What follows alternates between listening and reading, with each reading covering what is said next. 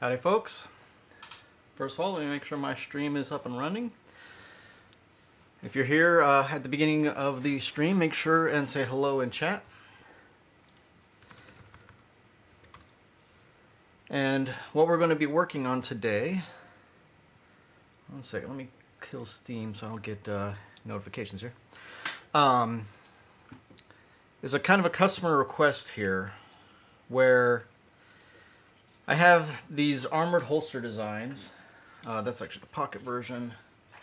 What we're going to be working on is this design here. And this is a customer request that's been on a few of the previous live streams, as well as a couple of requests via email. And one of my good customers who's ordered quite a few of the items, such as the comb, thumb tabs, holsters, and things, has been requesting this too. So what we're going to be working on is taking basically all the bits that are on the back side of a holster and adding it to the front of the armored holster. And I think this was even a suggestion when we were very first doing the armored holsters. The reason why it's kind of getting pushed that way is that at least this particular customer wants to use the horizontal loop, although we're going to do an open loop version. And even if you get the horizontal loop, the problem is there's no space on the back for bits. Your belt goes here. So you only really have room for either 4 bits or 2 bits, the 711L holder, and the multi-bit or multi-switch, and then the ratchet driver. So in either case, what we're going to be doing, I'll switch over to CAD here, is designing a holster that can hold basically as many bits as we can fit on the front of the holster. So I've already pulled this up for now and see how many did we end up getting.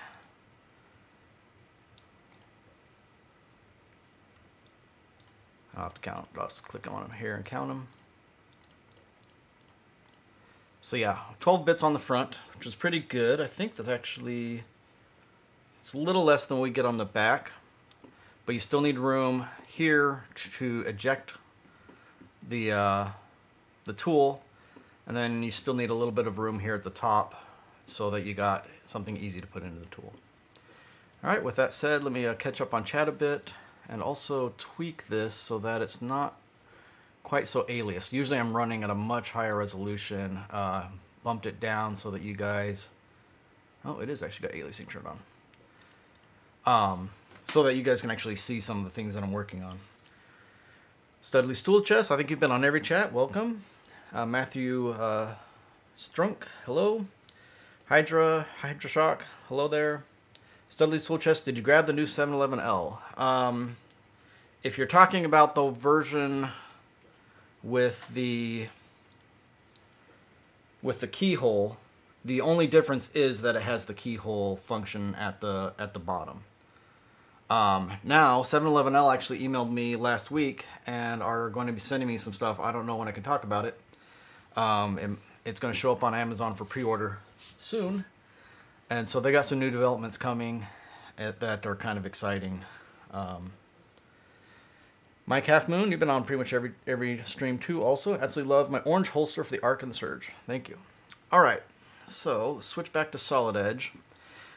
And first, I pulled this up about 10 minutes ago, and normally I like to work on these things off stream, but when we get started, it's nice to have it on stream, and then it usually takes a lot of tweaking afterwards. Sorry about this flashing, that's just the way this CAD works. So what we're going to do is get in and make us a version, at least get started with this. And right now I have them all laid up the same as they work on the back here. So if I grab my bits, let's see here. Where did I put my bits? Oh, sorry, I moved everything over here. Sorry folks, one second. I misplaced my bit kit. There's some bits there. So if you already got my holsters, you know how these work. This is the tweak design that snaps in very nicely. So we are going to basically just be copying this to the front. Now that angled bits does end up being taller than if we did something like a series of barnacle bit holders where they were flat instead of angled. But here you can see the difference is going to be like 2 millimeters between a flat one, maybe a little bit more because I'm also not including the back of this, so this would be a better example. Yeah, so maybe it's 3.5 millimeters or so there. But the people who want this kind of want it to have as many bits as possible. Alright, so first of all we're going to enable the base that we want, which is the armored with side options. Now I'm not going to make this variant available in every single holster design because that makes all the holsters go up exponentially. So I'm going to make it available what this couple of customers want as a config.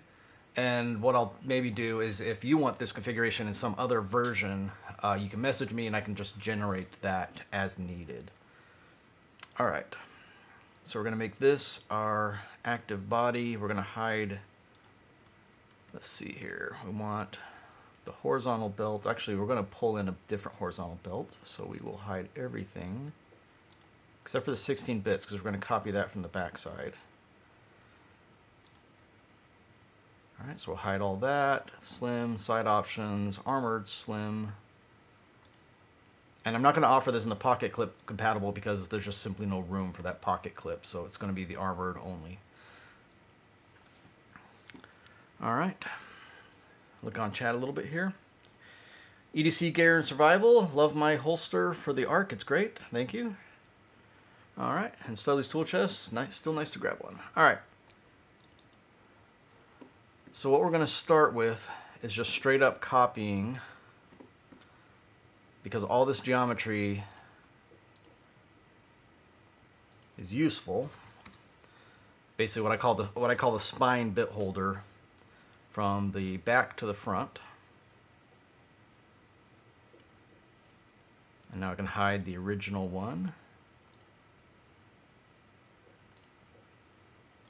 And let's name this guy.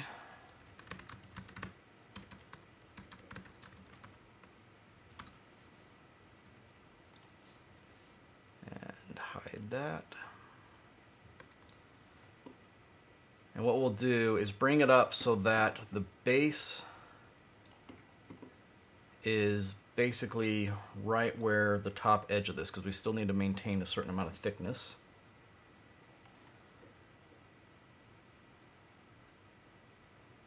Come on.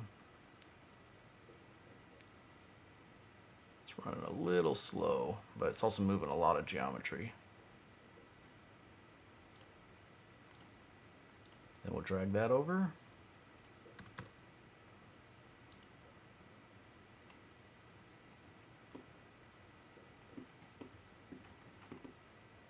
And we're going to try to tweak this so that it looks nice, obviously. And might see here. Let's take a look at this with the tool on and see if we can lower this any. Might be able to lower this down a little bit. Studley's Tool Chest, what GPU are you running? I want to say it's a 3080.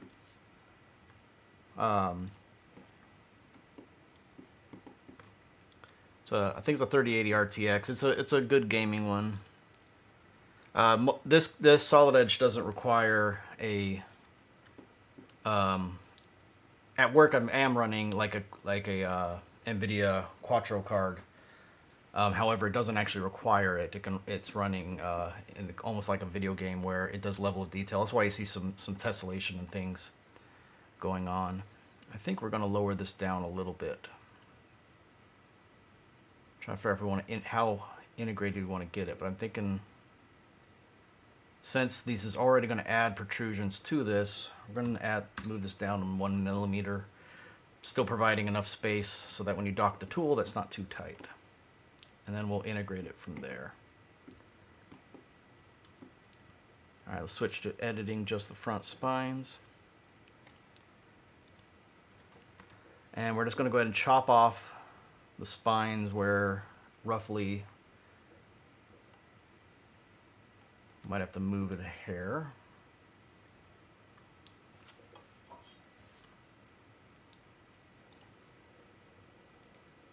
Let's go from here to here and up near the top, here to here. And then this is going to be an open cut.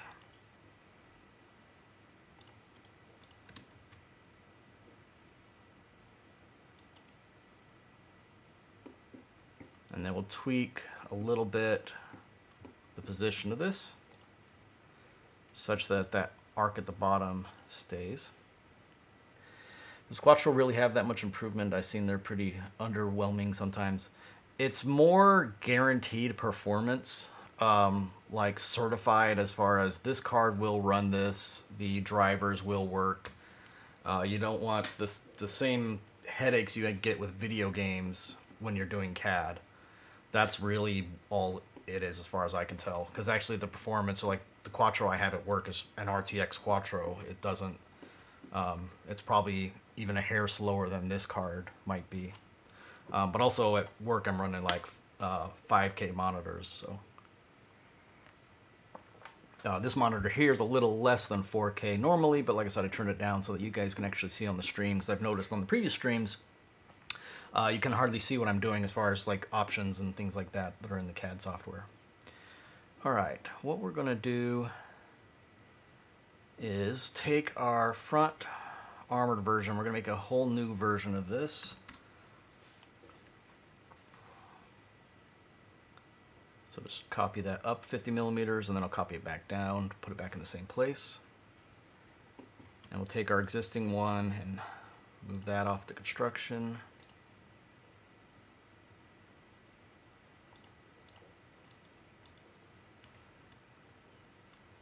Alright. Actually, I don't need to name that because I'm going to combine it later. And hide the old one. Our Joel 11, hi Josh, howdy. Alright, so what we're going to do is just simply take this guy here, and we're going to have to chop him flat and remove the openings. So let's go ahead and remove the openings first. If the CAD's going to be nice, it's just simply going to let me delete these, but there might be some internal features that's going to get in the way. Nope, it's going to be nice today.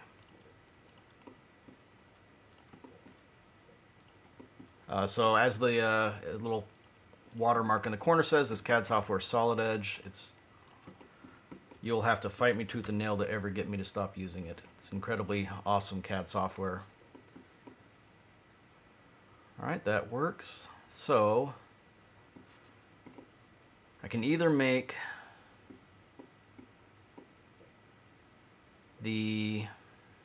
actually I know what I can do here. Let's see here. What I want is the end of these spines to kind of become tangent with our little curve there. I'd like to keep the front curve. So I'm going to first remove all this rounding that I don't need. Whoops, but I do need the little middle detents.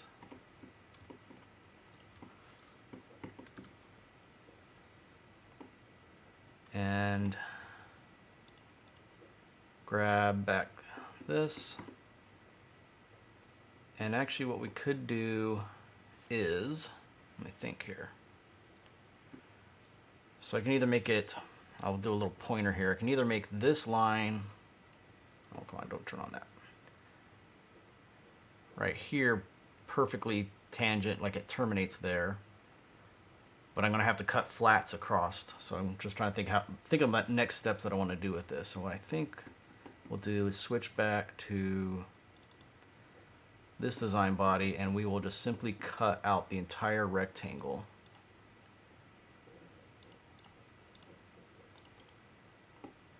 And not in both directions.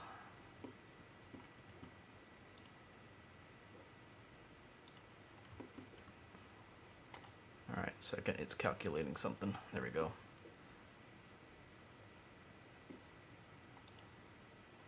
And then now what I can do is take this guy let's pull this face in. I'm going to turn on coplanar. What it's going to do is automatically move the other coplanar face on the other portion without me having to do anything. How about a solid armored holster like you just did, that guy? Not what sure what you mean solid. Oh, I see. Instead of the openings that I have on the current holster, those openings actually lower the amount of material, make it lighter, and you can see the arc in there. That's why they're there. They also actually lower the cost a little bit. This holster is going to use more material because we're adding more geometry to this, so unfortunately this holster is probably going to cost quite a bit. But for the couple of customers that really need it, they're willing to pay for it. Alright, now what we're going to do is sink this whole thing down to meet that edge we just moved. I got my comb installed in the arc. It's pretty cool. The holster and barnacle bit holder just shipped. Can't wait to try them out. Nomer Man 42.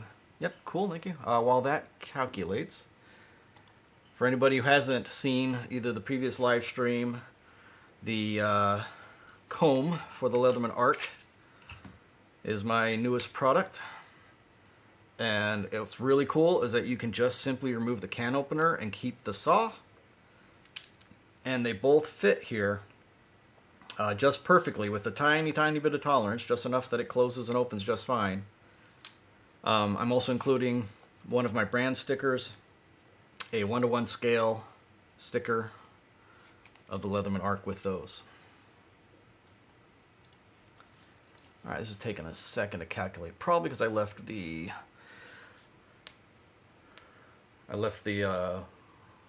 coplanar adjustment on, and it's trying to calculate that, and there's a lot of faces. What it's calculating is not just the faces we're seeing, it's all the faces in this model. So hopefully that doesn't crash on us. It's taking its sweet time.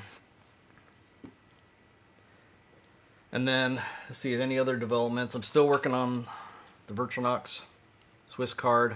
I haven't done the new design for it yet, but I think I'm going to flip all these around to the other side and duplicate what the Virtualnox card did, which I've shown on a previous stream, where they, rather than do a friction fit for the pen, you actually bend the pen slightly, which it is bendable. So, without any issue with that. Come on, Solid Edge. It might have crashed. Hopefully not. It is an issue with any kind of CAD software, especially when you got this much complex geometry. I should be breaking this into more files, but it makes it sometimes easier to edit when it's all inside. Basically, all these construction bodies inside one file make it easier to do these kinds of modifications. As long as I remember to turn off the various smart features that take time to calculate. So sorry about that.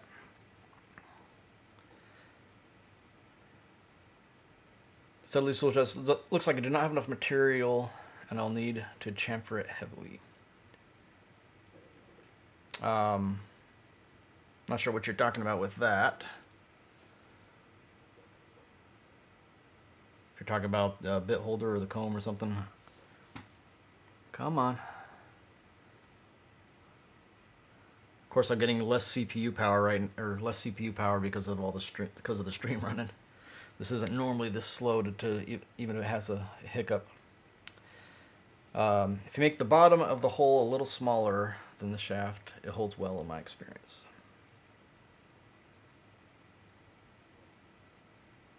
Not sure what. Talk about the bottom of which hole.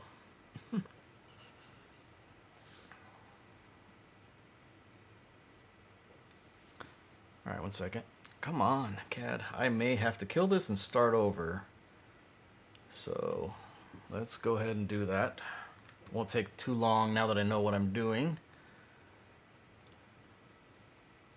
Yeah, OBS Studio's taking 30% of the processor, only leaving a chunk for the for Solid Edge. So 1 second while I reboot that.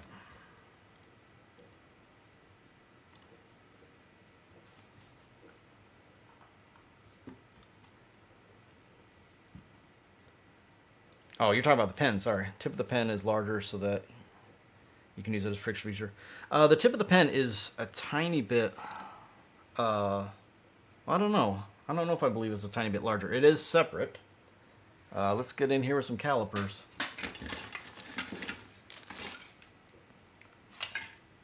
Where's the camera? Right here. So it's very much flush, and I also don't want to end up having the tip pop out.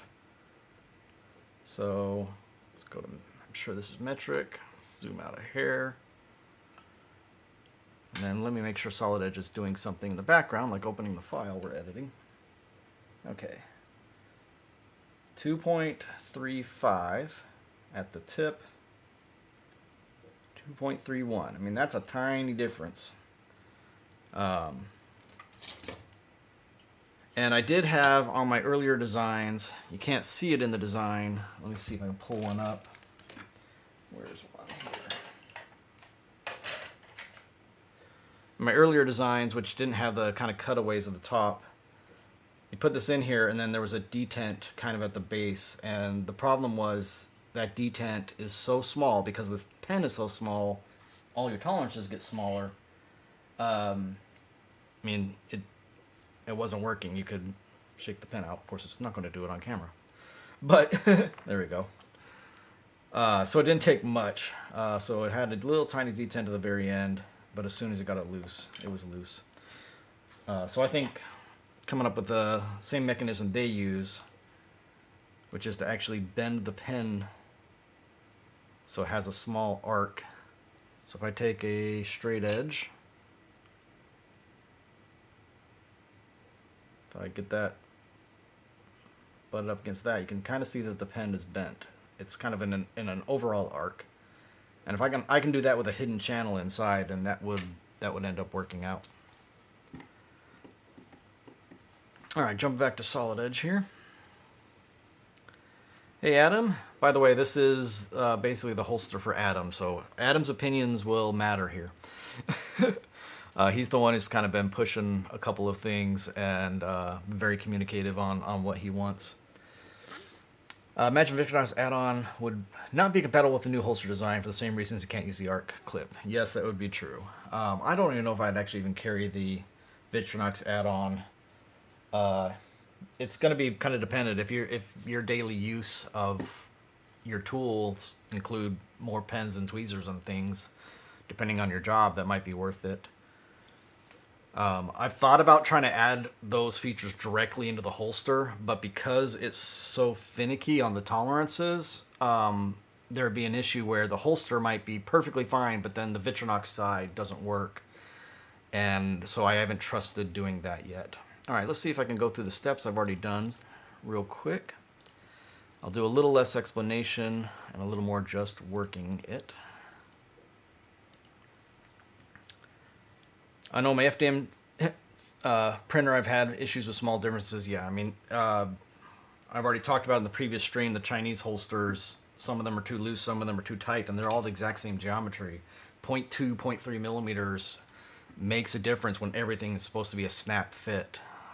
It's really quite difficult to actually do. So let's just go ahead and copy this guy. First, let's turn off all the design intent features that are causing our math calculations here. So it can be worked with. Don't know how to do that in modeling software yet. Blaze CDN. Hey Zap, looking forward to receiving my ARC horizontal holster I ordered last week. Is this a new version you're making? Yeah, so I'll explain it again real quick. If you've been on stream since the beginning, then you already know. What we're doing is making a horizontal loop holster with more bits. If you buy the horizontal loop, it's only going to have room for 4 bits right now because you only have you need space for the belt on the back. So I sell this version, which contains 16 bits on the back side. And what we're going to do is basically copy that to the front of our armored holster with 12 bits on the front side, plus 4 bits on the side, or your 711L and multi-bit holder and ratchet driver on the other side. So we're making a new version, and it's going to be just the horizontal carry right now. Specifically because those people are basically missing out on that feature set. All right.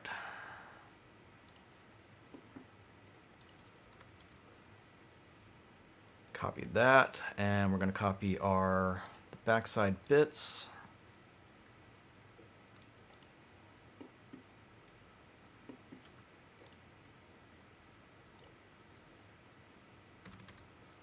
Do that real quick.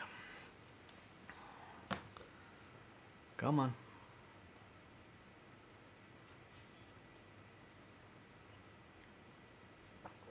Sometimes CAD can be very boring, but try to get this done as fast as we can. So we're going to jump through to where we were before it crashed on us, or, well, it didn't really crash, it's just that it was going to take forever. So flip this guy around. 4 bits is probably enough for me anyway. Yeah, for a lot of people it is. I mean, I've used every bit on my holster, but the reality is I use like 4 at any point in time. It's the one that's in the tool and a couple of Torx bits.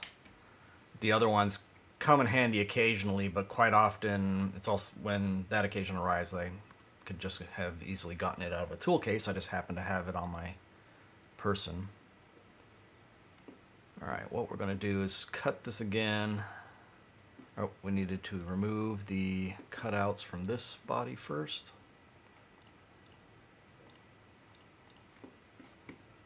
Fortunately, we know the CAD's going to be nice, so I can just do this quick.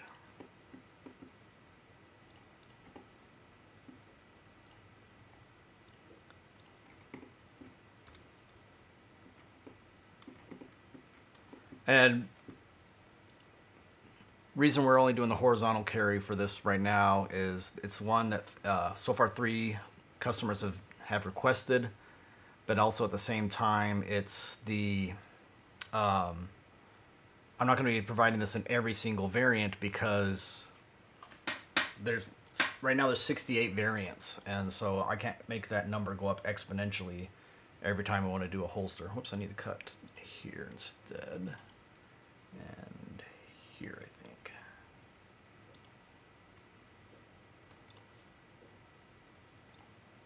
All right. This is open-ended cut again.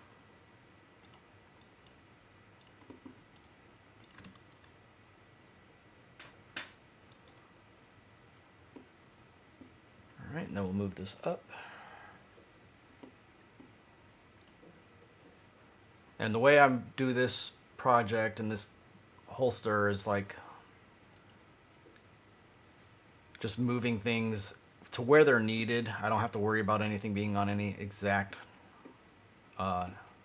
number, or as far as like this doesn't have to, no one's ever going to take this file and make a CAD drawing of it with dimensions. So that's one of the joys of 3D printing, is you can just simply design things however it needs to be. It's being made by a robot. The robot does not care if it's 5.0 millimeters or if it's 5.328 millimeters. It doesn't care about those decimals. It just does whatever it needs to do. The only thing I am a little bit conscious of is the layer lines that are 0.1 millimeters. But okay, bring this back down. And so I can either just transition and leave that flat, and we still got room inside for the tool. I think we might just combine these now, leaving all those rounds in place, and then let's see what we can do with that.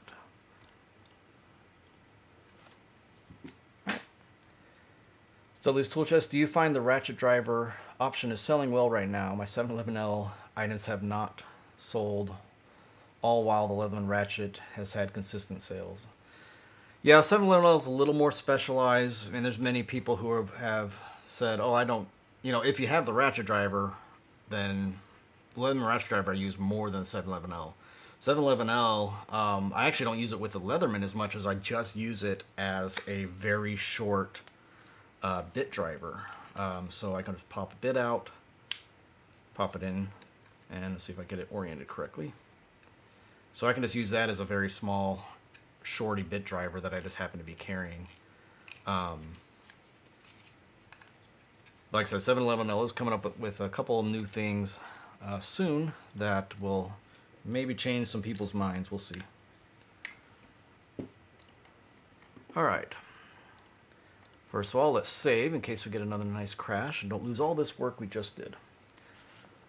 Give it a second.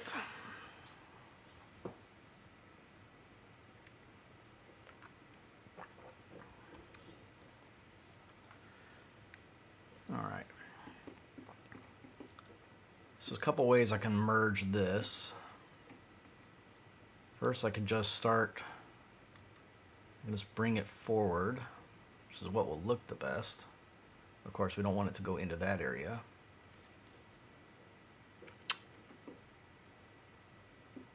Might just bring it through halfway, and then I'll figure out a transition, and we'll do the same at this end.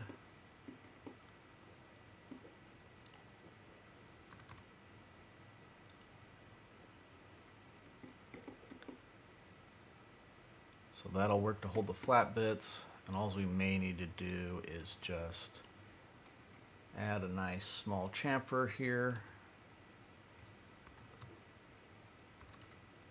And then we'll add a round in a second.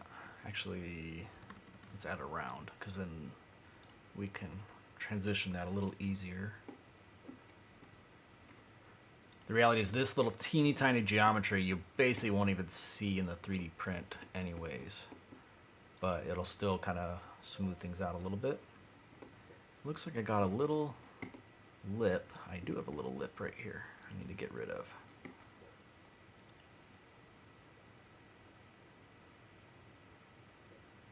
All right, one second. I need to undo what I just did. Get rid of that lip first. HP7 or H70 Polo, yo, howdy. Silly Tool Chest. I also think because I give out the designs to people who have the 711L, or more technical, can print them on their own. Yeah, I mean, people ask why, you know, I don't offer my holster for people to download, even if, you know, I wasn't interested in doing the sale. Maybe I'd sell the actual 3D model. But the reality is that you can't print this on your FDM printer and have it come out the same as it's going to work on an SLS printer. The tolerances aren't anywhere close to the same. And the other reality is I don't want to constantly support emails of, I printed your thing, it doesn't fit.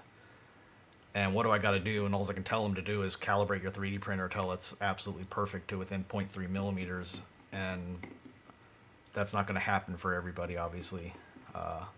That's why there's so many things on Thingiverse that are just unprintable, because somebody designed it, never actually printed it, just designed it, uploaded it. All right, so in theory, that will add a spine to the front. Now we don't need this guy to have a hook, so we just straight up delete that. Of course, you're not going to be nice. We can hack this a little bit. All right, come on, give me that edge. There we go.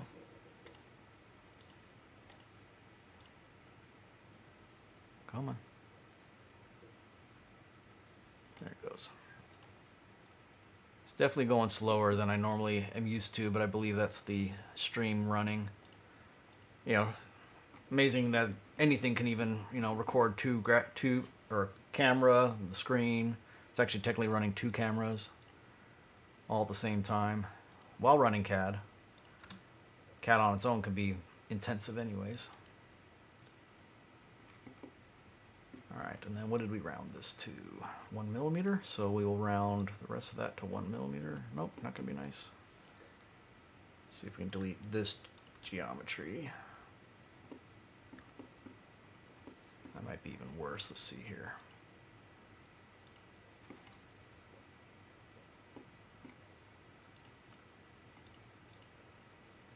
Might need to do a blend operation from 1 millimeter to the 0.3 that is.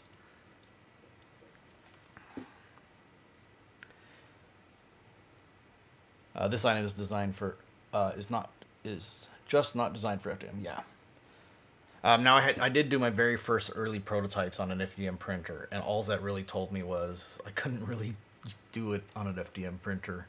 I couldn't judge what I printed on the FDM printer and say that it worked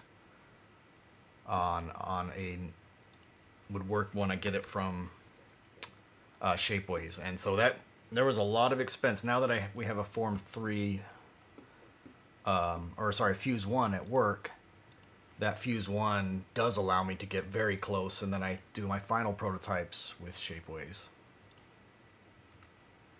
So this is a blend operation. What it's doing is transitioning from one, so I tell it where do I want it to go, from 1 millimeter radius down to 0.3, and that will actually look pretty good once it's printed. And then this guy will be 0.3. Clean that up. Actually, now that I'm looking at it, I don't even need this one because it's actually this grip that matters. But I think I'll leave it for aesthetics, just because it would look weird to have the last one be different from all the others as far as that line running across the front. Okay. I don't think we could fit one more in, not very well. Now internally I need to just delete all this geometry. And there. And did I miss that one? And this face. And that should all just instantly delete and be nice and clean. Now this holster may end up being, because of there's more and more geometry. I've already had some customers, and I'll switch cameras here. I have had some customers complain that the armored holsters are a little bit tight. If you do get a armored holster that ends up being too tight, like actually I think one of my Chinese ones here, yeah, this one's too tight. Now it will wear in, but if you end up getting one that ends up being too tight, you can solve that problem by putting the holster into boiling water.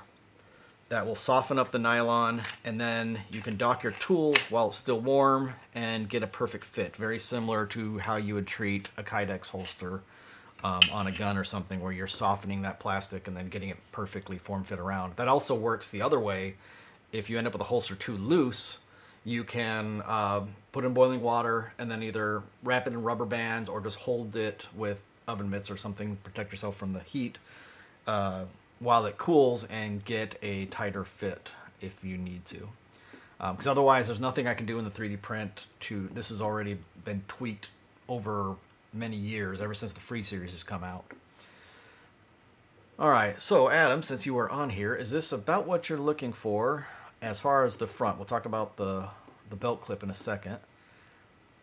Or do you want anything to make this look better? Let's see what this looks like with bits in place while he replies in chat. Hopefully he's still on. And we'll move our bit.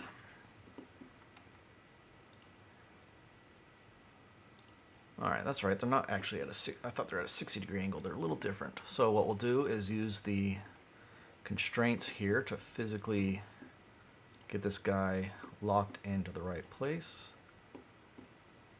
And again, between this face and that face, this face and that face. I didn't want to do that. Those might not be perfectly flat faces relative to each other, but I can do it another way. So we'll just manually move it for now. So we did not get 12 bits, we got 10. Still as many as we can fit.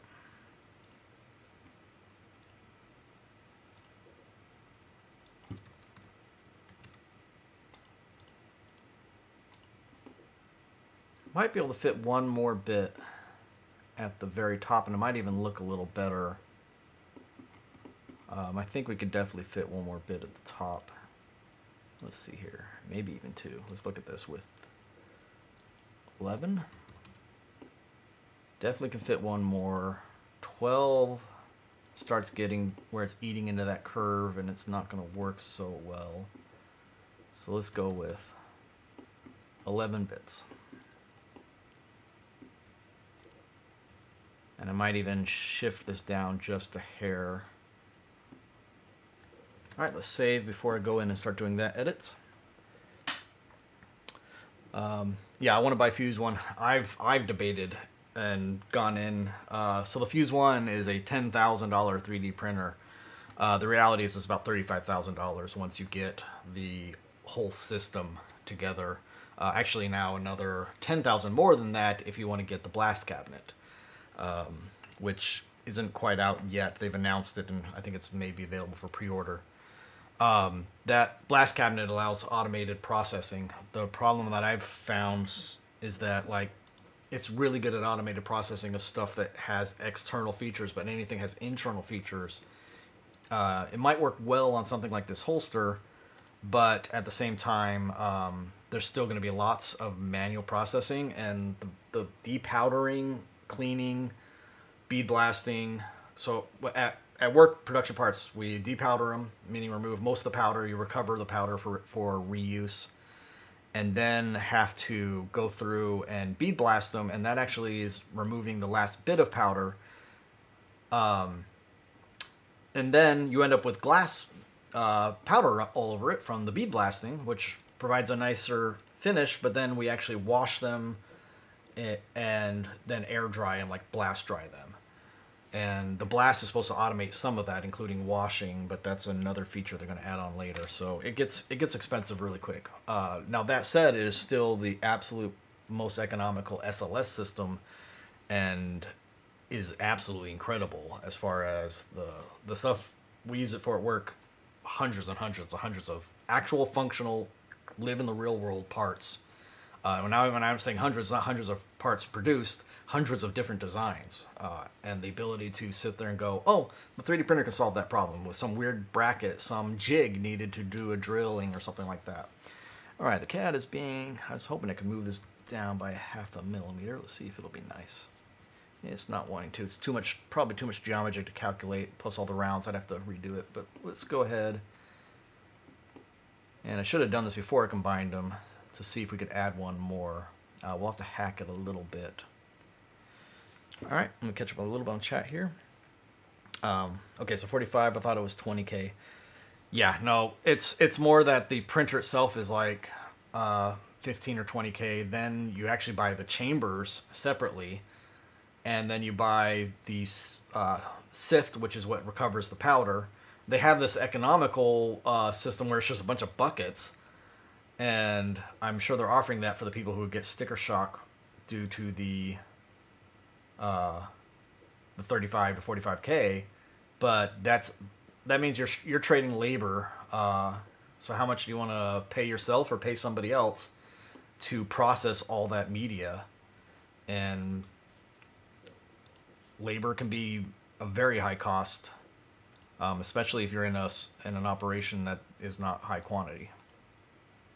All right, second here. I'm just snapping this in place.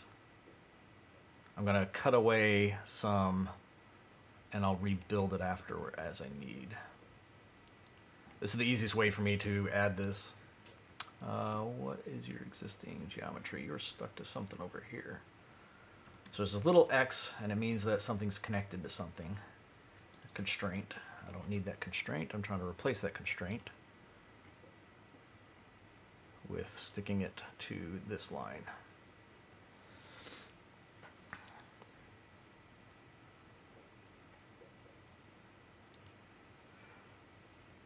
Adamo, that's fine. What I'm looking for, my feed is a little bit behind live. Yeah, the live is very slow.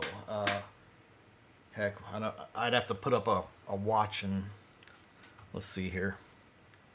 144 on my end, and I don't know when that shows up on your end. I think that's just something YouTube does in order to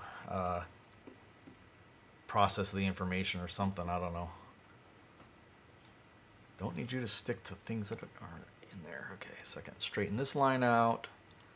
I'm going to trim this up into a shape that I can cut this away. All right. We're going to just cut this upwards. What this will let me do is copy some of the other pieces, and it's got less math to do because it's just flat to flat. And I know that my bits are 6 millimeters apart. That is one case where having a nice whole number, so I can just copy this guy over 6 millimeters. I could use the pattern tool, but since I'm only doing 2, it's going to be just as easy to do this. And get us 2 more bits. Yeah, no, I'd prefer to have it automated. The funny part is that, like, I actually like cleaning the 3D printed parts at work. I had a sandbox growing up, right? It's like digging through a sandbox. You're digging through this powder, getting the parts out. When it becomes tedious is when you're doing a whole ton of parts. When you got to do 150 of some little part that's this big that you can barely hold, that gets a little tedious. And typically we'll end up quite often go ahead and ordering those out instead of making them ourselves. We'll make the prototypes ourselves and then we'll farm it out. Let me see if I can just radius this over. You're going the wrong way. What are you doing that way? Come on. Don't think it's going to anyways. Nope. This is going to be a little bit harder to integrate this in. So first we'll pull this as far up as we can. I want just intersecting this so that this will calculate removing that little tiny chunk there. And there'll be another tiny chunk on the other side. Oops, missed. And I gotta be a little bit careful that I don't grab some geometry in the background. And if it's going to be nice, it'll let us delete that and calculate it, but kind of got some of it, but that's not what we want. I think I need to bring this in first. So again, I'm going to try the revolve tool. That's how this was made originally when we did this on the other live stream. There we go. And now there's some internal weird geometry that I got to clean up. See if it's going to be nice to just clean this up. Nope. Come on. In fact, that should have the same. Nope. Alright, I just made this worse for myself. Give me 1 second to undo. Merging geometry like this is always a little tricky. Let's go ahead and remove these rounds so that they don't get in the way, and I can always put them back. Studlies, I also find a lot of people do not understand layer lines in their designs on Thingiverse. Layer lines and supports are almost completely ignored. That's very true, especially supports. That was when we first we still have an Ultimaker at our office at work, and doing supports and things was like one of the most annoying parts of using that machine. Okay, let's see here. Yeah, nope. You'd almost spend time trying to make a model. You'd end up spending time trying to figure out where all the supports go a lot of times while you're working on it. I got my puppy running around in the background. This is Roxy. It is cold here in Texas right now. It's probably cold here and everywhere. So I got my door open because otherwise my furnace will roast me in here. All right, let's see if it was going to be nice and straight up delete that. Nope. But I can probably pull this down a hair and get rid of that hairline. There we go.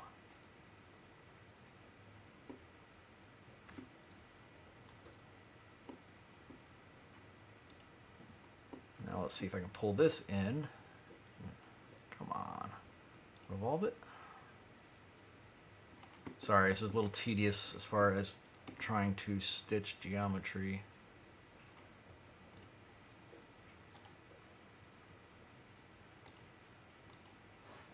Why are you being weird? Is that not a plane anymore? It's a plane. revolve the plane.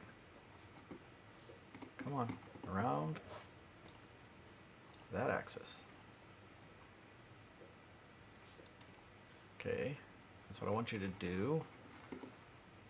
Oh, the problem is that this was around from another revolve. Darn it, that's what's going on. Okay, I know what's going on now and I can fix that. Okay, so what we're going to do is straight up delete that, and then we'll just re-add it back in. So it's a 12mm round. It's not going to be nice on this side, even though it should. Oh, this side's not identical because of the blade. Might be able to do it with a few more deletes. There you go. And let's add like a 2mm round here. It's barely going to show up. Oops, I did 20mm. 2. You can't see the number. It's hidden behind the thing there. Why do you not want to do that round? Don't matter. Okay. Sorry. This is part of the tedium of certain areas of CAD. In this case, this is me hacking a lot of stuff together. Oh, actually, that's what I could do. One second. I know what I can do. I can make this equal in radius to that. No, you're not going to do it? Come on. I'm trying to get it to the point where this is one face that matches that. It should already be the same radius due to the way I had this. Or it should be concentric, not the same radius. Come on. It's not going to play nice because people are watching.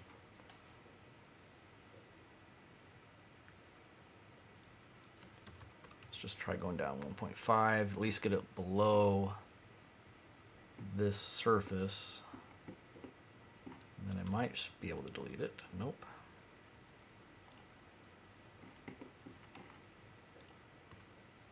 Let's go from this edge, getting rid of this little face. Drop that down to meet this edge. That's not going to be nice. Alright, it's not going to really matter once I do all the rounding. Anyways, let's see if I start adding the rounding, what's it going to look like? Is it going to blow through that? Nope, it's not going to connect those because of this. Alright, one second. Let me think about how to solve this problem.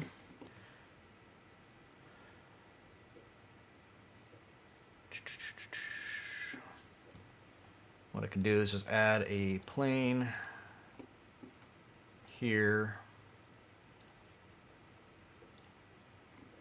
and then try to rebuild the geometry that I'm trying to get it to do, which is the arc that makes up this whole thing.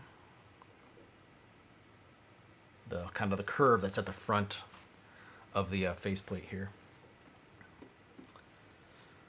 Studleys, I also appreciated your free series assembly box model. Oh yeah, that is this guy here. I haven't offered it on my website. I think I have it on Shapeways. I actually didn't. I've used it a little bit, and it's been helpful when you first need to break these. So what it is a just a jig, and this isn't something you have to buy. You can get the 3D model off of Shapeways and download it for free, or you can order it on Shapeways. In either case, what it holds is a Torx bit in the exact spot needed to meet the screw, so that you can kind of put that there, take a Torx, you'll have to gently rotate it till it snaps, and then hold it all together, and that allows you to kind of take the tool apart or tweak it as you need. And you can just move the bit around, so you flip this over, push the bit out from the back, and move it around. It's not really required. It's more that if you're tweaking it a lot like I am, where I'm constantly kind of taking the tool apart and putting it back together, it's good for that. Okay, where is the arc I want? Is this arc. And I want it to connect all the way across to these two edges.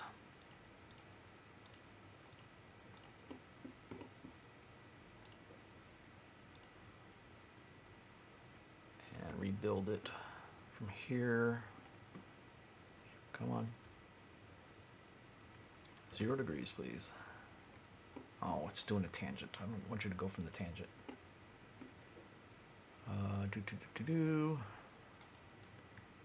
Alright, let's draw it. Where's our line? As long as I'm below there.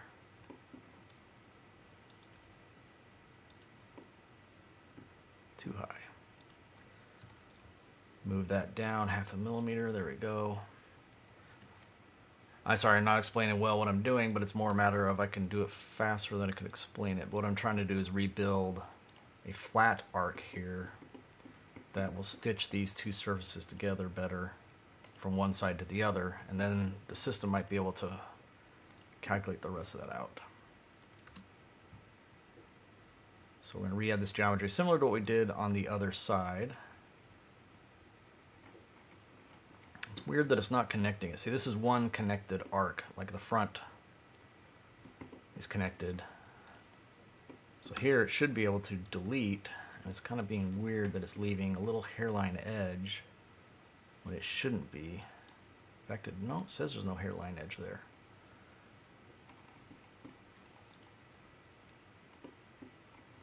These two should be one face. Radius of 63.48 and a radius of 63.50. Come on, why is it doing that?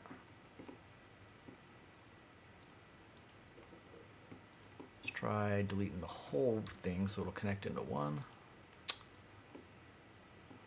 Very annoying when it does this.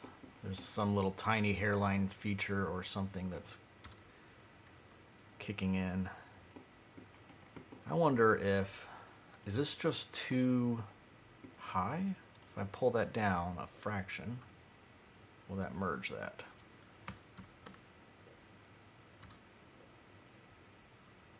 Doesn't look like it's going to. Nope.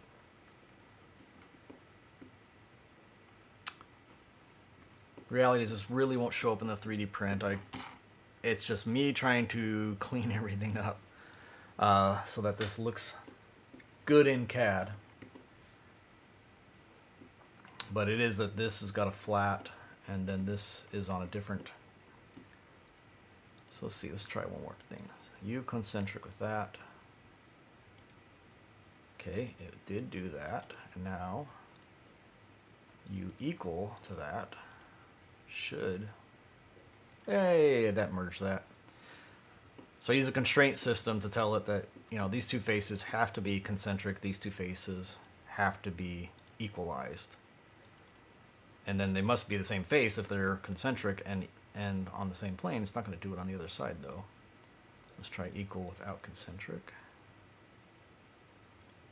And then it erased then it erased all the geometry we just put in there. But I left a little bit.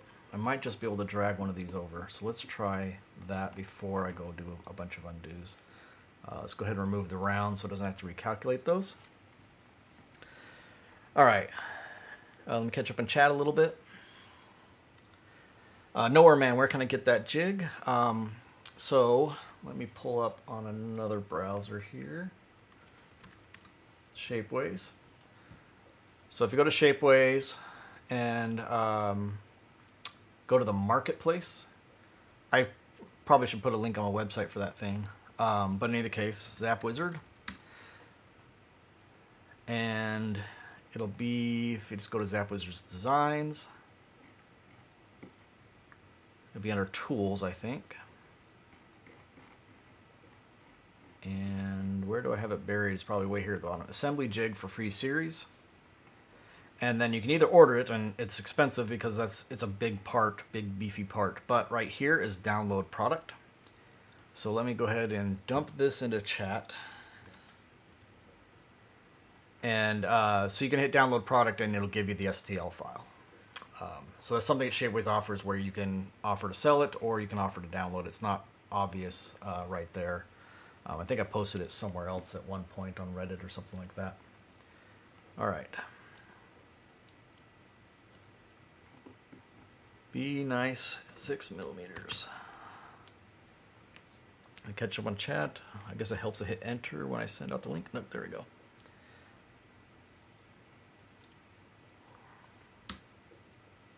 You gonna be nice and merge? Come on. Well, while that's merging, let me catch up in chat. Let's see here. This is why I use Fusion. It doesn't have any of these nice features, so I just live with it. Yeah, so Fusion is a history-based modeler. It can't do this much kind of merging and stuff. You got lots and lots of history and stuff. In Solid Edge, I use sketches as tools. I can still run in full ordered mode, but this is synchronous mode, and you can see all these features, and it's different cutaways, rounds, mirroring, things like that.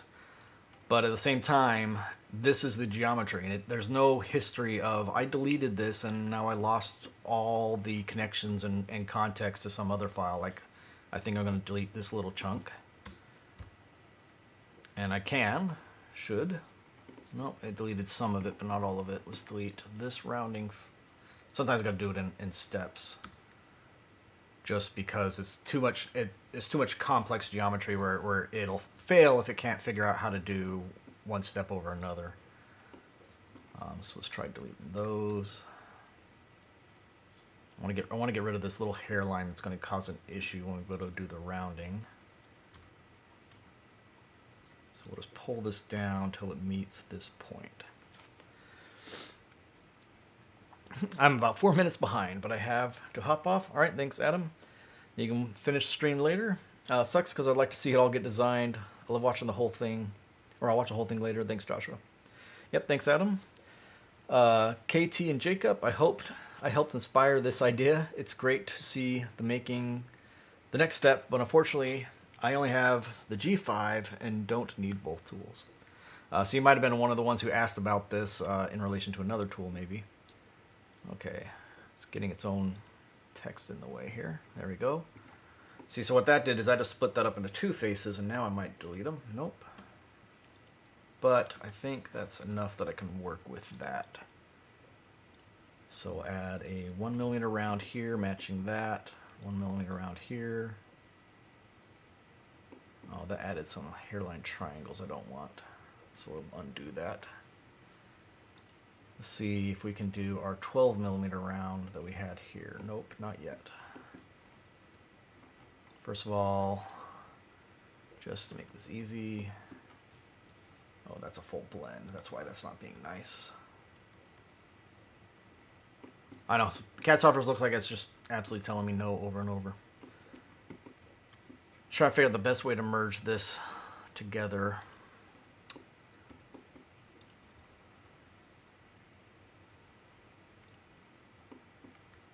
I want these to be gone if possible.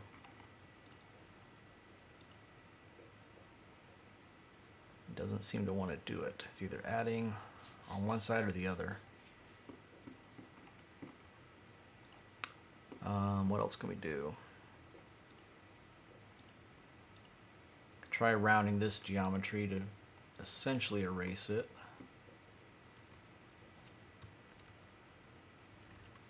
1.2. I think that erases all the triangle. I think the issue might be is that a 12mm round inside here is going to be kind of ridiculous, since that's why these guys don't want to calculate. Now let's add back the 1mm rounds here. Still leaving little hairline triangles. Why are you leaving these little bits here? Can I delete them? Nope. Can I pull them? Nope. Those shouldn't have to be there.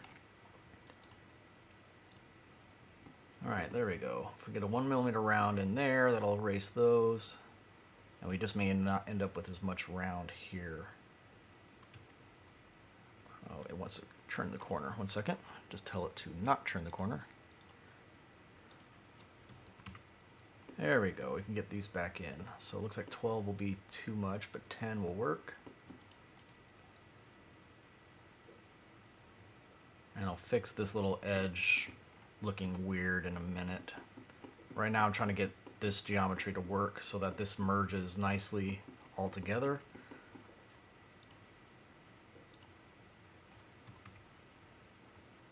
Pull that back and the other side. And we'll put our 0.3 rounds back in here. The reason why I do rounding so much in 3D printed parts like this, even though some of these geometries are so small that they're not really going to come out on the 3D printer, the reason I do that a lot is that I find the printed parts come out better because the printer isn't going from there's no point where the printer, because it's doing layer lines, goes from like one geometry instantly to another geometry and ends up with this hard edge. When you have a hard edge on an SLS part and there's not a transition, you can end up with burrs and things where it's not perfectly flat anymore. Where if it transitions just by 0.3 millimeters, that's 3 layers where it transitions all the way around the curve. It makes it just come out a little bit better in overall quality. On the inside corners, it's more also that it's easier to clean, like the powder gets out of the print, and at the same time you don't get like glass beads or anything stuck to the print. All right, so that'll work for that. I'll redo all of this into one clean thing, at least this far, maybe all the way to here. Looks like there's a little glitch right there that I never fixed. And here, and all of this, except for that one I just accidentally clicked on. There we go. Let's see if it's going to be nice and delete that. Of course not. Why would it? That's probably why there's a glitch on this side, is I had to do a repair on that side. Let's try this one at a time in little sections. All right, I cleaned that up, and you gonna clean this one up? Probably not, because it didn't do it earlier. Nope, it did. Okay, now we can probably delete from here around, because this is all 1 millimeter round, and then it's blended down to a 0.5, I think, at the base, because it has, if this was a 1 millimeter round, it's too thick in this area. All right, see if it's going to delete those. Of course not. Second, there might be some, this little weird triangle might have some microgeometry. Yes, it did. Microgeometry is always a little bit of a problem when you start getting complex rounds and things interfacing. Oh, come on, be nice. What is not? See if it'll do this side. And I cleaned up that side. And I just really need to get it to clean up this chunk. Did I ever release the laser ruler template and jig from a few weeks ago? I haven't got around to doing that myself at work. The jig is designed, but it could be tweaked a little bit. I don't have it here to show. And what ended up happening is the tool can kind of slide back and forth, and so you kind of got to clamp it all together. Obviously, if you want to jig, you want to just be able to drop it in and have it work. This is not being nice. All right, we can fix it with more hacking by just simply chopping into it and then deleting it back. So it has simpler geometry. In either case, I also haven't been brave enough to etch the ruler yet, but now I do have 2 arcs now. So maybe what I need to do is take in my experimental arc and etch that, so that if it screws up, I at least have another try. All right, so I'm literally going to add geometry back in here and then tell it to delete, and it should be able to clean it up. This is a little bit of a hacky way of doing it. Rebuilding the geometry from scratch is the proper way to go. Actually, we'll do a delete.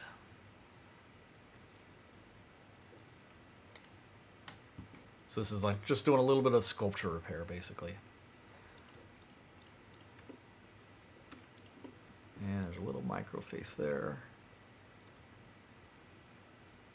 And it should be able to recalculate all that together. There we go. Now we can apply our rounding. Don't need that dimension in here. Just muddying things up. All right. Last thing to do on the face is to blend this. So we're going to do a variable radius on this edge, starting at 0.3, maybe. Nope, 0.5. And terminating at 1. There, that looks right. And we'll do the same on the other side. Let's double check what this guy was first. He's 0.58. Okay, one second. Let's fix him to just be 0.5. He's supposed to be just 0.5. I got too much other geometry in the background. Sorry if I'm mumbling. I don't mean to do that. It's more trying to think at the same time while talking causes mumbling. And this edge here, missed. Really? Not going to let me delete that? Because it's all one blend, I think.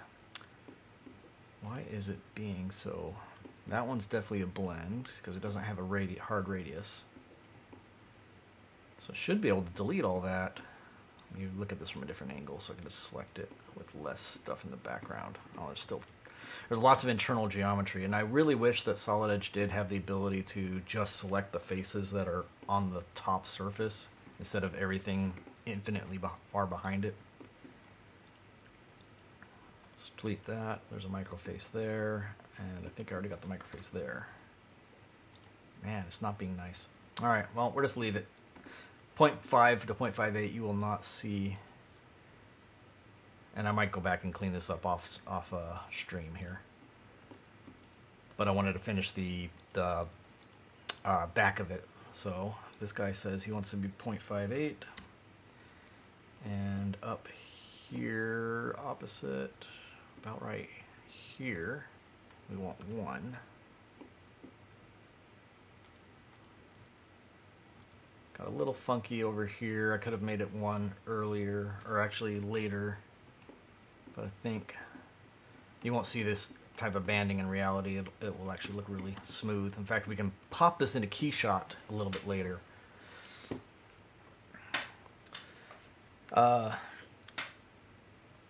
Tungalita, if I spelled this, I'm really bad at pronunciation, so. What do you think of the new 711L version with a keyhole? Is it cheaper construction or a better product? I'm pretty sure it's literally the same product with a keyhole added. It's the exact same length. I do not think they went cheaper on it. So I think it's literally this product just with a keyhole added. Very much like the keyhole on the Voltibit. So I don't think it's any different than it used to be. And I do think the 711L, I mean, I've put the 711L through torque that it really should not have been able to handle. I've been amazed by that little tiny tool for how small it is. If the Leatherman ratchet driver, if they would have made this out of metal, it would have fixed a lot of the issues. Most of the issues that people are getting with the ratchet drivers loosening up over time is this piece of plastic either cracking, because this piece of plastic, what it's doing is holding, how these type of ratchet drivers work is like almost kind of like needle bearings inside. Actually, sorry, no, Leatherman didn't use needle bearings. Leatherman did use a full-on kind of gear and pawl action. And so this is holding that together, and if this starts to loosen up, then that geometry gets loosened. The actual tension that's holding it together. So I think if they would have put some metal there, it would have been good. Maybe even just a metal band around the plastic, right? Hold it together or something. Mine has, I have 2 ratchet drivers. Granted, one's a spare, and no, I'm sorry, you can't have it. The one that I've used, I've still used it quite a bit and haven't had any issues with it loosening up. I just know that some people have. All right, so the top face looks good. Let's save, and we'll work on the belt clip. Timothy Rika, we should buy the Zap Wizard and Arc Field Pro, so you might design a holster for it.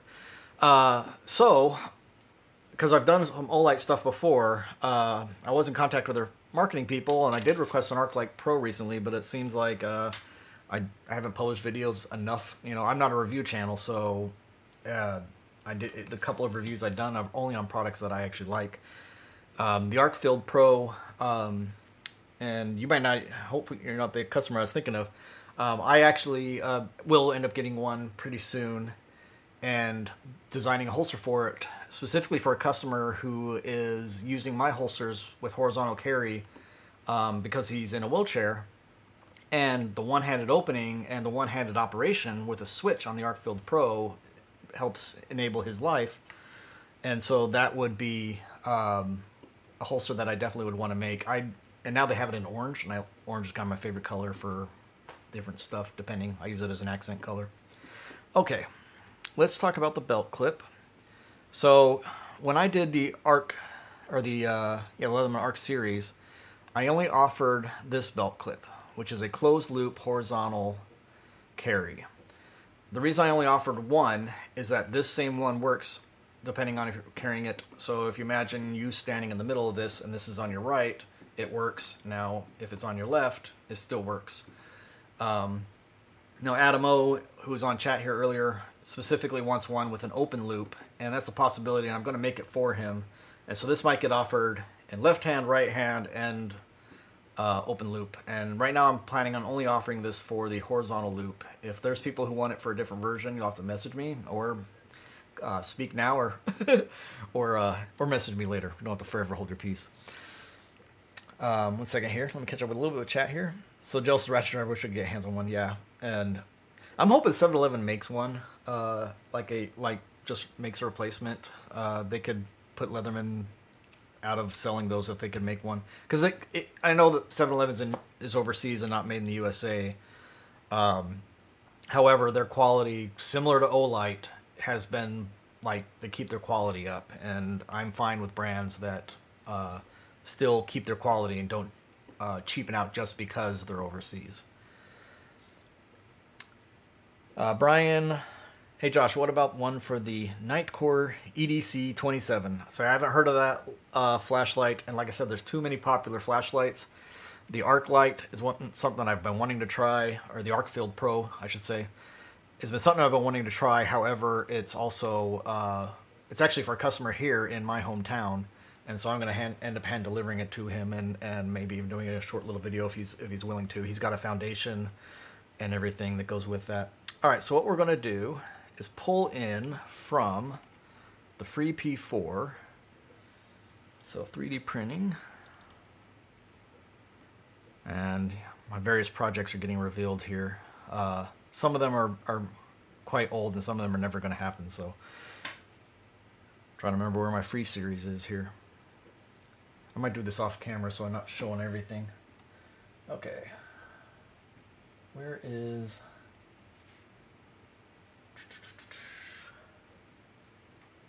Oh, because it's Leatherman free holster. I'm looking for F. And I'm going to pull in the free P4 holster file. Because that holster is actually, this holster is built on top of the free P4, and that holster has versions. So where's my master file? Here it is. That's the free P2. Let me search for master.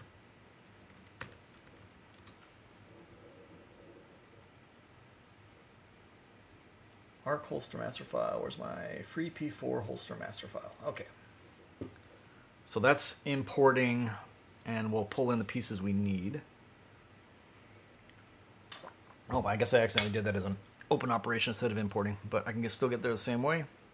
So the free P4 had a horizontal left version where this loop opens at the bottom, and a horizontal right version.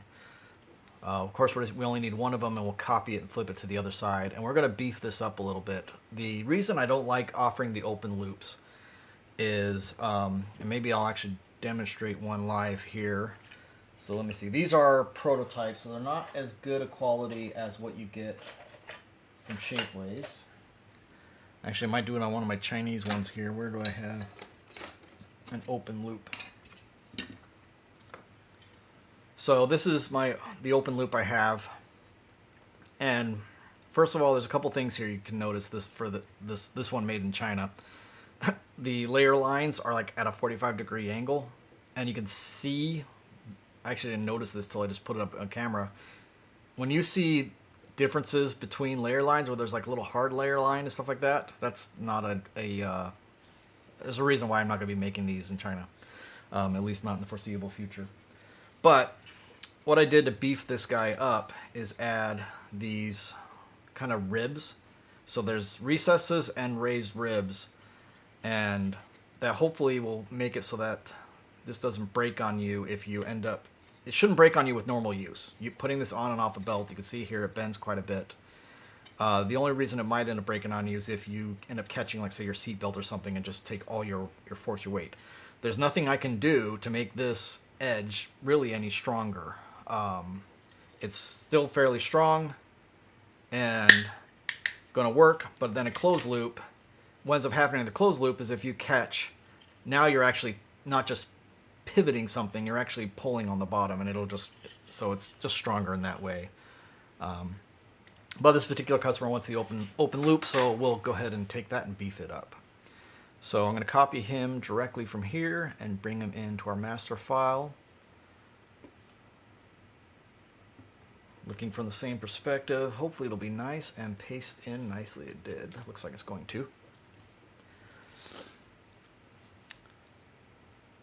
And sorry, Brian, I guess I didn't clarify as far as talking about other flashlights. There's just too many popular flashlights. There's the Streamlight. There's, 20 different lights from Olight that are all very good.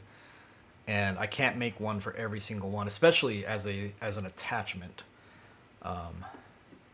But the Arc Field Pro has got a couple cool features about it that I think make it different from your standard tail light, where you get the laser pointer and things like that on it. And so, especially for somebody who is like in a wheelchair, laser pointer at a grocery store, hey, I want that, without having to sit there and constantly, I'm sure that's very helpful for something like that. I've lived with people who were disabled, and every little bit of anything that helps your life is great. All right, so we'll turn off the old one, and we got the new one. Now, because this went in from the same, basically, holster, it's already ready to go. And this is, I think I might have to change the size of this for this particular customer, but I might do that as a one-off. This is the opening. Let's see how big of an opening we got here. And I'm not including the arches at the top, and I have it printed on the website, but I want to see if I want to change the size of this any.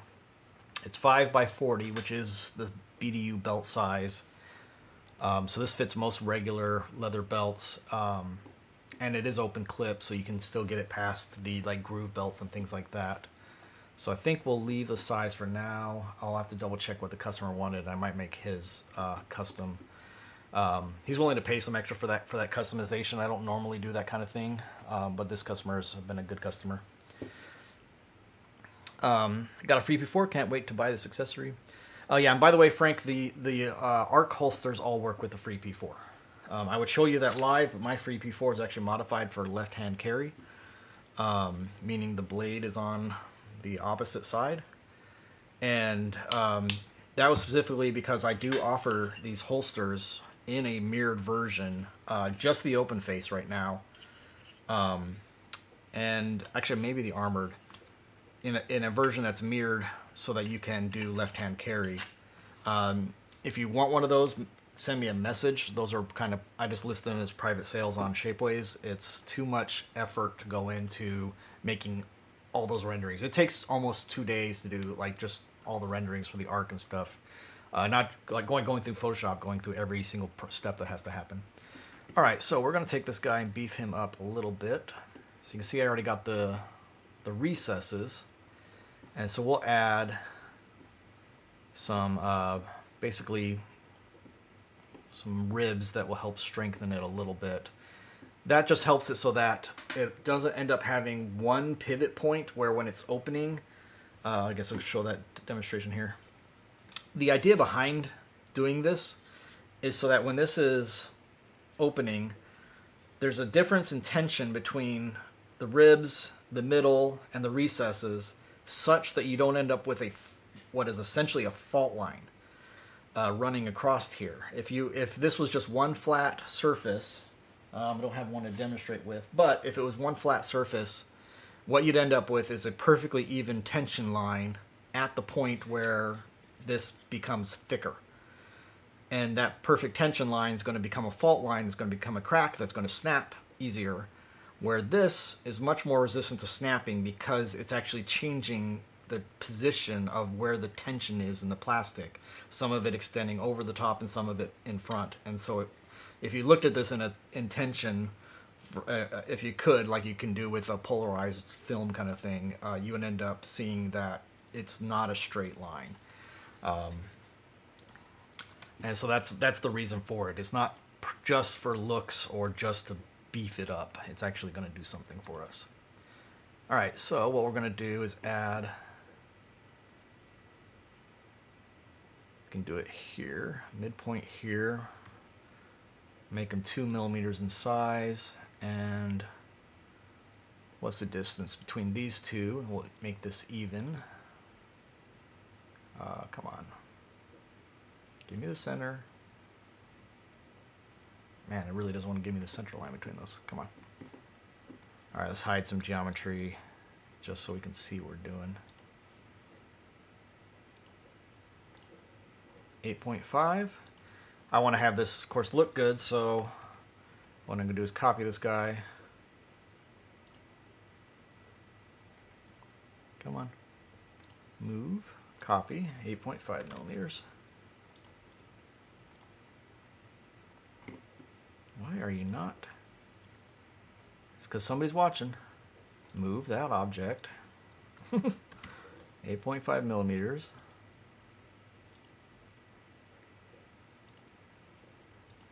Why is it moving the center dot? It's being weird.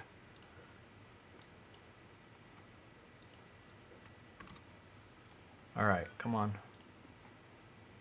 Wow, can't believe it's never done that before. But we'll just go 8.5 out at a -90 degree. Drop ourselves a 2 millimeter guy there. Now let's see if you'll move both objects at the same time. There it goes. This is what it's supposed to be doing.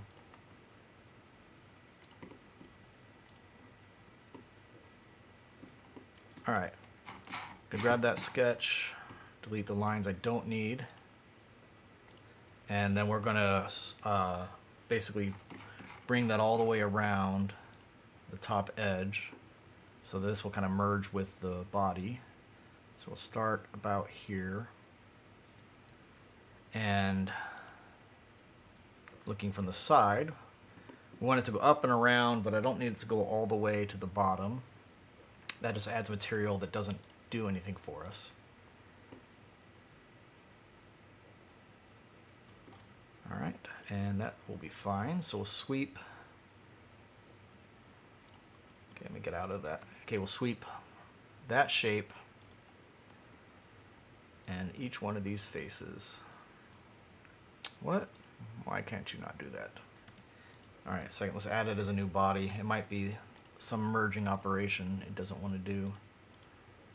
And I might do this as a pattern. That's weird. Why are you not doing...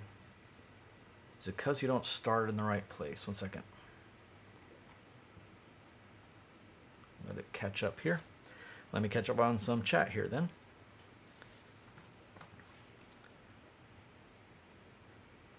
Let's see here. Holy smokes, thanks for mentioning the 7-Eleven Flex Head pre-order. I was waiting for that. Ah, do they have that out now? Because that's what I told them. It says they're sending me one. They're nothing sponsored, just that they like my stuff. But if they have that available, that's what I was talking about. Let me see if they have that available. If you have a link for that, please post that. Let's see. Tungalida? They said it was going to be on Amazon. I'm looking on their store. Sorry, I'm not showing this here, but I don't know if I got other stuff here.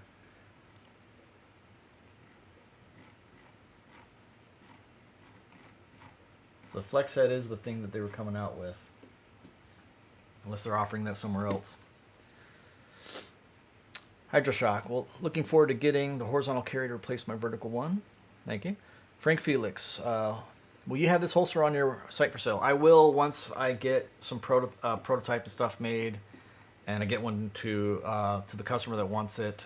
Because it's a new design with different kind of shapes, I still like to prototype that type of thing. Brian, me too. I keep catching my vertical one everywhere. I'm used to carrying my surge and a horizontal one, so this one will definitely become my main one. Mike, Joshua, got a bounce. I praise your work. Kudos, sir. Thank you, Mike. You did post that above? Did I miss it? YouTube might have filtered out your link, because I'm not seeing it here.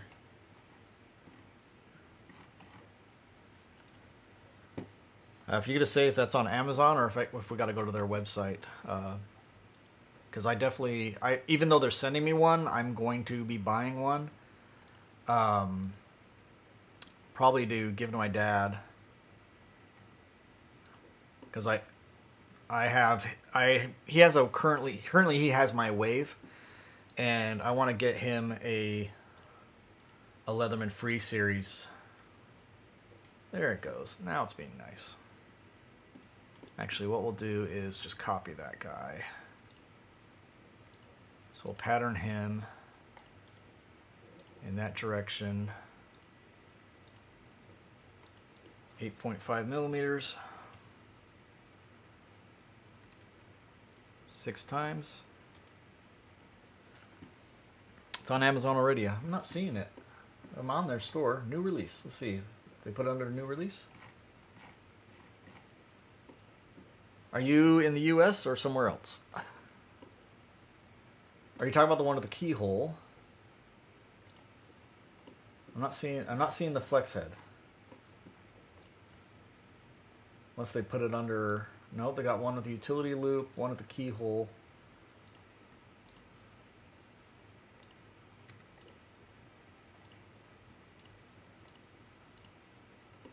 I'm just going to round these off. The other ones will get chopped. Actually, what we'll do is just make them coplanar with the face that's already there. Oh, a second. I'm going to break the pattern.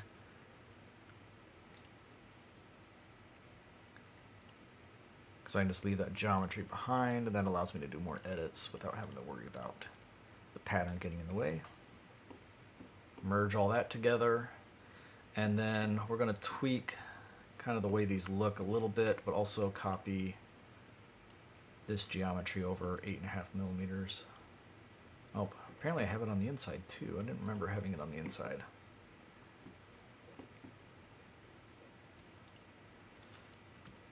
Just trying to make this horizontal carry as strong as possible in this regard.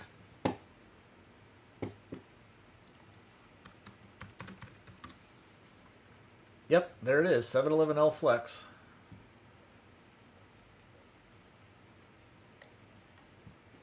So this is the newest offering from 711L. Now it is bigger, 67 millimeters, so that's 7 millimeters longer than the old one, 17 millimeters wide. So it's definitely wider head, actually quite a bit wider, 50% wider. The current one is, let me look, 15 millimeters, so another 2 millimeters wider. And then this might work for people who can't get the ratchet driver. Now it's not going to definitely fit in tiny areas, but the fact that you can turn that 90 degrees, maybe with a long bit, might be useful. So I will definitely be getting one. On the way, 711L, they're doing a promo code even, because it is a pre-order, which I didn't even think Amazon did, but it literally says pre-order now. Okay, thanks for mentioning that. I was hoping to make a holster or add this to the side. We'll see once that arrives. No promises right now. All right, we'll do the same thing with this geometry. I think I might just delete the internal one. I don't need that. And this one, I didn't mean to do at the same time. All right, sorry. Don't mean to mumble. I have to catch myself. All right. 8.5 over. Yeah, I better buy it before all you guys do. Let's see here. redeem that. Pre-order.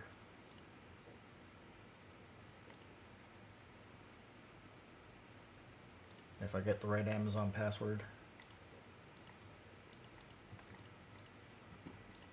Okay, that's copied over, and we're gonna tweak. Go ahead and remove the inside one. Just keep this a little thicker on the inside. Give me 1 second while I make sure that I don't miss out on this pre-order. The like I said, they are sending me one, and because they like my stuff. But I also like to support companies like this. Even Olight, when they sent me a flashlight and knife, I still bought a flashlight and knife, and I gave those away as gifts.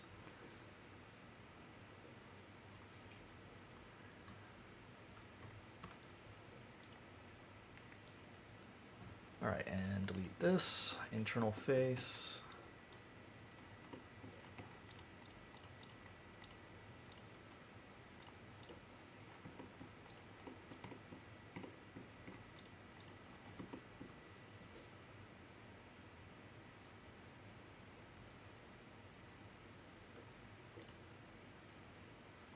Nice, $32 with the discount.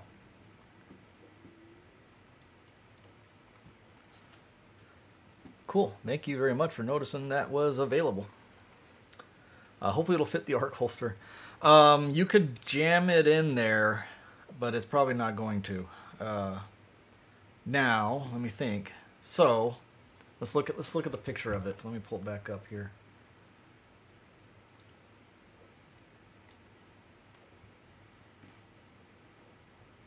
So it does kind of have a similar base, but the top's obviously much different. So what I plan on doing, oops, I'm sorry, I'm not showing it here. So the base looks very similar, but then the top's much different. And I don't know how thick this gets. You can see right kind of where the arrow's pointing on the left side of the screen, where the hand is pointing. It gets thicker there. I assume that symmetrically gets thicker. It may end up, what I plan on doing is if I end up putting it into a holster, it's going to basically go where it docks, just like this does. So let's take the 711L, put it on this side. I can't quite get that in there because it's hitting here. So what I'll end up doing is adding some different geometry. And what I'm hoping ends up happening is that flex head makes it so that you can snap this and lock it in, and then you would unsnap it. So then it never can come out due to pressure this way. It has to unsnap. That's the plan, because I believe, looking at the geometry, this looks like a really cool design. I wanted to talk about this. You can see here that black button. It looks like this, as far as the flex head, isn't just ratcheting. It looks like it's like locking, like it locks at fixed angles. And so that if I can get that geometry to work, that means it'll be completely locked into the holster until you push the button, tilt it over. Hopefully you can do that with one hand. And that's the plan, at least so far. I don't have it yet. Of course, one's on the way.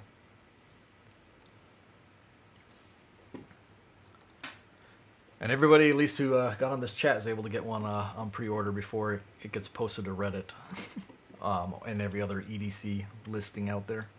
All right, so what we're going to do is make this look a little better, pulling some of these up just in a little more decorative way. So we're going to pull them up 8 millimeters. We'll pull this up 4, or maybe 6. Let's do that 6. Pull these up 2. Leave those 2 where they were and pull these down by maybe, oh, why aren't you be nice and you can go up but not down? Come on.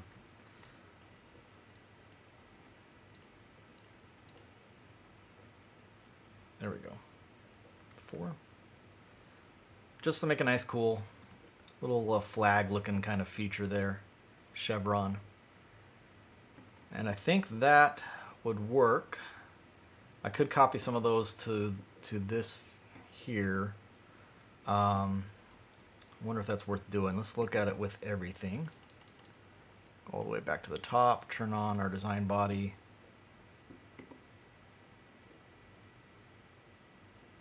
think I might actually just make this flat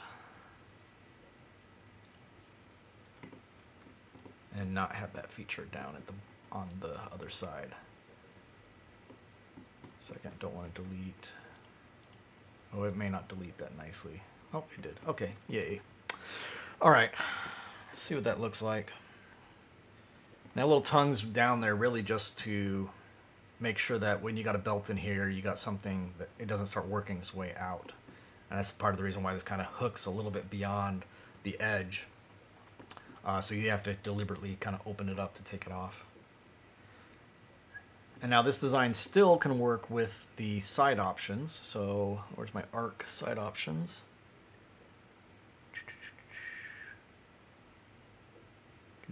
Where are they? So this is my base.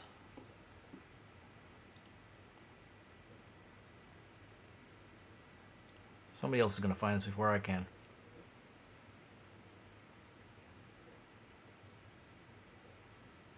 There it is, side 711L and ratchet. So we're going to turn these on because this is going to be part of this holster anyways. And I'll need to double check that that 2mm we just added here isn't going to interfere with the ratchet driver. So let's close, get to the back to the main file and save. And I'll catch up a little bit on chat here.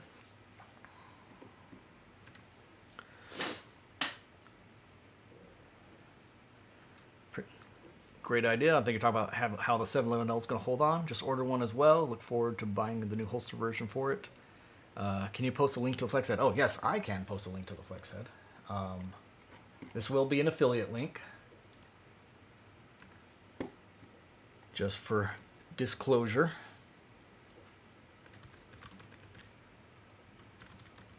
Put that there just so people can find it. Maybe put it side by side with the extender so we can carry both. I would like that too, but I think it's going to be too big. I think it's going to take up, so 17mm wide. Let's see how wide from this edge to about that edge is 20mm. So it's going to take up the whole side of the tool. And now if you get the 711L, maybe it goes on this left side. I don't know. It's like I said, because it's a modular design, it's all possible. What I have to do is limit my options. Even this option I'm going to be doing today, I'm going to still render it out, make it something, and prototype it, make it something that people can order. I also got to make the version of it with left hand, right hand, so that doubles two. That's now two variants. And then if I start offering this with, okay, do you want the extender on one side? Do you want what do you want on each side? That starts to get exponentially harder to do. Now, the funny part is I can actually export those 3D models fairly easily, like you're seeing here, where I'm combining them together, and then I can merge these. I save this into its own file. I merge it together, do a lot of cleanup and smoothing and things, and then number it because each one has its own variant number now. Then finally, I can upload that to Shapeways for anybody to order and maybe skip all the renderings, just maybe do a CAD picture like this, which is what I used to do. But I still think that those renderings help when there's so many variants. They help people select them. So it's a lot of work to do it. May or may not. We'll see how that works out. If that ratchet driver ends up being completely awesome and you don't need the 711L regular, I don't even know what they call it, the regular one, then maybe that's a possibility where you could pick between the two. All right, so I'll have to wait to talk to Adam on which side he wanted the ratchet driver on. Actually, he did send me a very specific email, so I'll go look up because I think he got real specific on what he wanted. Pocket clip can't be there. And I need to find the ratchet extender and make sure it doesn't interfere. It definitely does interfere. So you can see that the ratchet driver is snuggled up against the blade. And in fact, it kind of interferes. That's right, I had to do a little cutaway when I did the other horizontal. One second, he's actually a little low. He's not in the right place. Now that I'm looking at this, let's recenter him. I must have moved that at some point. I should be using the constraint system, but no. Why are you Oh, that's right. I know what I did. I moved this at some point. I'll fix that in a minute. The actual grip that goes on for that. That was an experiment I did, and I'll have to fix that. Okay, so we can now we need to go back in here and subtract some. Fortunately, that's kind of removing some strength, but there's still plenty on the edges. Let me think about how I want to do that. Because I could just change where the belt carries, literally moving the belt clip down. And that might be an alternative. Or the ratchet driver needs to be on the opposite side. That's probably the better way to go. The ratchet driver is going to need to be on the opposite side, which is probably a little better having it hang down anyways than sit on top when you got horizontal carry. The issue there is the 711L and stuff wouldn't be able to be on that side. So I have to think about that. Let's go ahead and do the cutaway since we saving the file and see what that looks like. I'm also getting a nice long stream here. Wish it would actually tell me let's see here, how long I've been streaming. It never does. I started at 1, so yeah, we're almost 2 hours in. Can't get the pre-order on Canadian Amazon. Oh, darn it, Frank. Sorry about that. I'm sure they're going to have plenty of them out once they release them. They didn't give me any timeline or anything like that, so I don't have any inside information for you other than I knew that it existed last week. In a perfect world, you could sell 100 variants of the same case, but that would be a lot of hassle to your buyer and you, I'd assume. Yeah, I mean, every variant just adds and adds and adds up. All right, we're going to grab geometry of the ratchet. 1 second, I have to tell it to activate because it's automatically unloaded it. Its geometry's there, but it's unloaded the actual measured geometry, I should say, the CAD file from memory. So I have to bump that up, and we're going to need at least 0.3 millimeters of tolerance. Oh, here's an issue. Is that I have to show this in reality. Thing is that you got to undock the ratchet by pulling it up. So that means it's got to slide all the way from here down. So that's going to be an issue where I have to cut away a lot of this belt clip. I may have to rethink a little bit of the belt clip, like I can do that live here. I know what we can do. We can leave this, and this is our sketch saying our keep out zone, the area we need to work around. And I want to get rid of that inside circle, but it's being annoying. There we go. So what I can do is a couple of things, and this is, again, I make the joke, your CAD can't do this.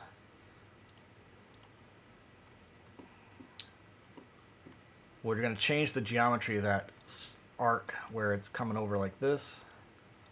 And if we can, we're just going to straight up cut that away. Then, let's see here. What we want to do is have a line that just comes tangent to this at a 45-degree angle. Maybe a 60-degree or 30-degree angle. Oh, come on. Tangent. 30 degrees. Come on. It's snapping to stuff that I don't want it to snap to. Oh, come on. Don't do that. Let's try. Let's just do one at 45, then I'll extend it as needed. And the catch is going to be this geometry is what it's going to actually come up to, so that we end up with a clearance cut. And this, I'm just using this real quick to extend this line. And then we're going to arc this over as much as we can, which is there, unless I drop this down a bit. I think that might work. So now what we're going to do is take and sweep using that. And this whole face,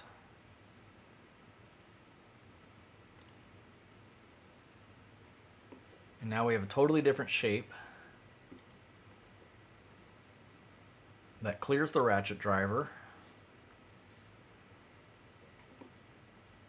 Just got to pull this back so that when it gets merged, it doesn't leave that geometry. 3 millimeters. Oh, went the wrong way because it snapped to something. 6 millimeters back. Okay, that geometry doesn't poke through anywhere. That's all I really care about. So let's look at that. So that type of change is the awesome things that Solid Edge can do. I didn't have to redo any of that based on sketches. I just simply told it kind of what I wanted to do. I might change this round a little bit. So let's go ahead and do that. Let's undo what we just did. I know, it seems like I'm breaking it, but it's actually going to work out better. See here. Enclave, it almost seems like you're automating the modularity is the ticket you said to some, do some in Python, any scripting to handle the rendering, imaging, the variants. Possibly. So the license of Keyshot that I have is from the CAD software, and it's a limited license, and they basically make it so that I can't automate it. I might be able to via Python, but by just force feeding it to click on things as needed. But the other reality is that it might take as much time to automate it as it's going to take to do that. Now I do actually automate to a certain degree. I use the ordered system that I've talked about that Solid Edge can do, and use that to go through and combine it. So they all get run off this master file, where what it does is it copies the design bodies from the master file into a new file, just the bodies that I tell it to do, and then I go through in the ordered mode and merge them.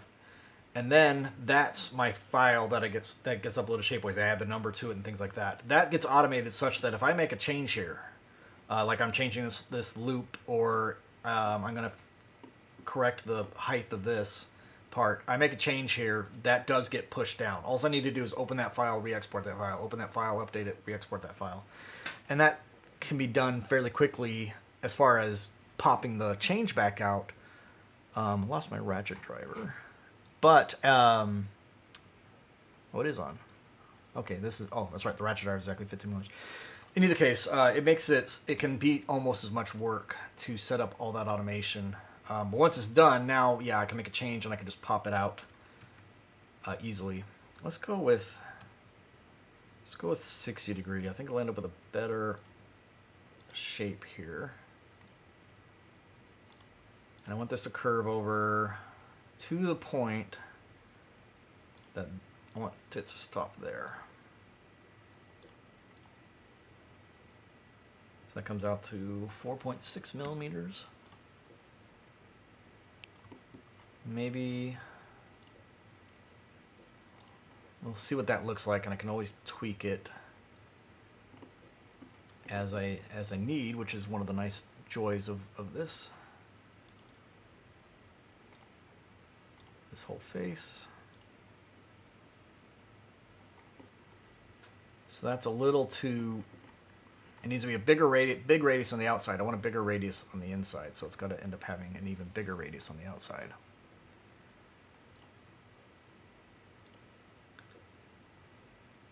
Come on.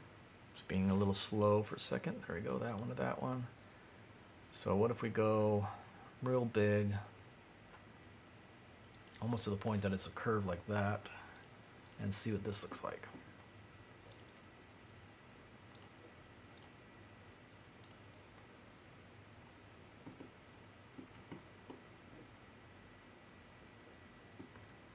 So that won't hold the same size belt right now, and I think that actually looks worse to a certain degree. So let's find some middle ground.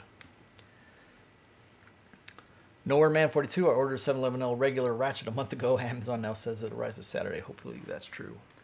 Yeah, I believe that there's not a stock issue now, that they have the version with a keyhole. And it looked like they repopulated some of the non-keyhole version, but I don't think there's any difference between the keyhole version and the non-keyhole version. 1 second, this decided to unlock my sketch. There we go.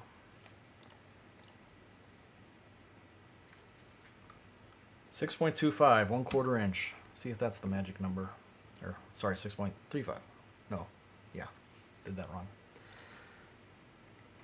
That's embarrassing. Mechanical engineer can't get his inches versus millimeters right. All right. I think that looks okay. It clears the ratchet driver. We'll go with that. And then that should work the same when we do a left-hand side. It shouldn't have, it'll actually pop out a little differently and clear the 711L holder too. So pull that in just a bit. I think this might start poking through.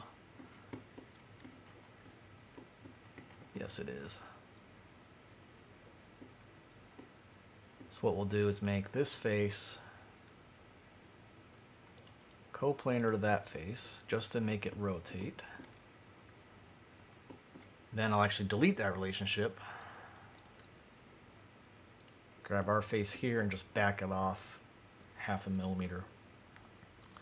That way when they merge, it's guaranteed to be a nice solid connection. There's no micro geometry that happens. Although you'd think you'd do a Boolean subtract, and if you do that, you end up is trying to calculate edge conditions.